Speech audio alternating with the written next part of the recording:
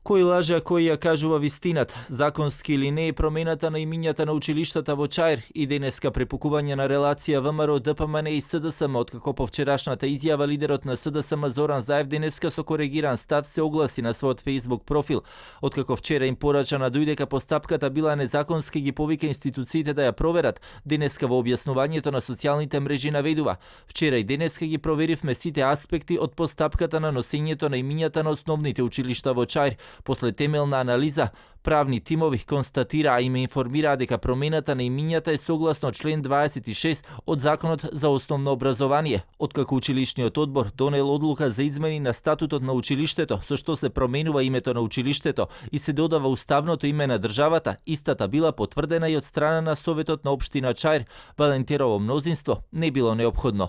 Лидерот на ВМРО ДПМН Христијан Мицковски пак денеска го повтори ставот на партијата дека за нив промената на имињата на училиштата е незаконска, но и вели не ја гледа потребата од овие активности сега во предизборие. Зоран Заев нема зошто да го коментирам, бидејќи неговите изјави почнуваат и да ги соборуваат неговите лични рекорди. Гледаме дека за помалку од еден ден почнуваат да се менуваат изјавите, но тоа е тоа. Некоја тема мора да биде тема за да се соскријат сите оние криминални активности, корупција, неиспорака која што се случуваше овие 3 години. Инаку, апсолутно, нашата советничка група во рамките на Советот на општината гласаше против.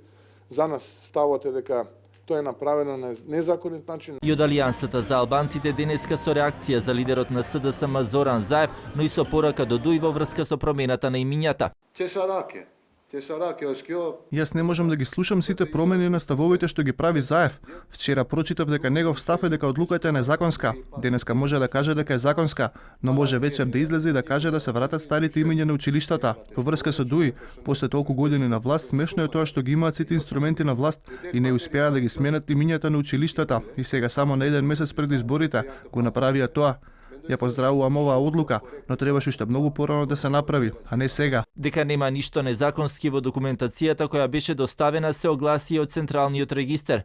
Проблемот со промената на имињата на училиштата во Чаир трае околу 10 години. Советот на општина Чаир, иако гласаше за промена на овие имиња уште во 2012-та, сепак советниците македонци тогаш спореа дека одлуките за промена на имињата се донесени без потребното бадентерово мнозинство. Реакција тогаш имаше и од Инспекторатот за локална самоуправа, кој ги оспори одлуките, бидејќи не биле донесени со бадентер. Во меѓувреме беа поставени и нови табли, но административно во документите се уште стоја старите имиња, а Деми пак веќе на својот Facebook профил објави документи со променетите имиња, а од Дуј не гледаат ништо спорно во оваа постапка.